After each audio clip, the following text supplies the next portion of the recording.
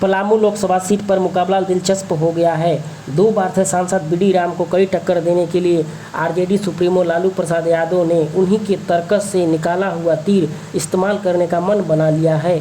पलामू में बीडी राम को इंडिया गठबंधन की प्रत्याशी ममता भूया कड़ी टक्कर देगी। सूत्रों से पता चला है कि पलामू सीट पर ममता भूया ही इंडिया गठबंधन यानी आरजेडी की उम्मीदवार होंगी। आरजेडी जिला अध्यक्ष पलामू मोहन विश्वकर्मा ने पुष्टि की है कि ममता भूया ही इंडिया गठबंधन की प्रत्याशी होगी।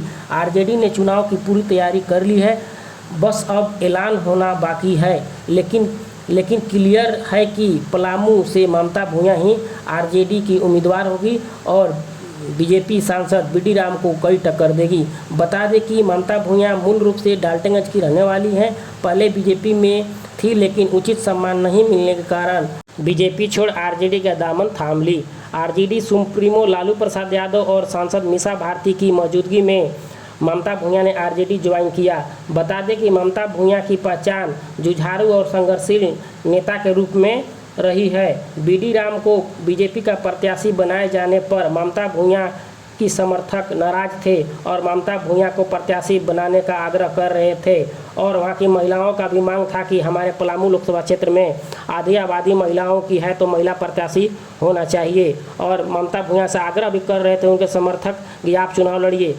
सूत्रों के हवाले से बता दें कि ममता भूया का कहना है कि मुझे चुनाव लड़ना ही था और मुझे टिकट नहीं मिला तो मुझे मन में विचार आया कि आरजेडी ही एक ऐसी पार्टी है, लालू प्रसाद यादव याद आते हैं जो गरीब अल्पसंख्यक मजलूमों की बात करती है, तो मैं आरजेडी ज्वाइन कर ली और मुझे इस पार्टी में ज्वाइन करके मुझे बहुत ही अच्छा महसूस हो रहा है। सूत्रों से बता दें कि ममता भूया को चुनाव लड़ने की खबर सुनते ही बीजेपी में खलबली मच गई है और बीडी राम को चिंता सताने लगा है। बीडी राम को कड़ी टक्कर देने के लिए ममता भूया ही एक परफेक्ट प्रत्याशी हैं और महिलाओं की बात करने वाली संघर्षशील नेत्री है।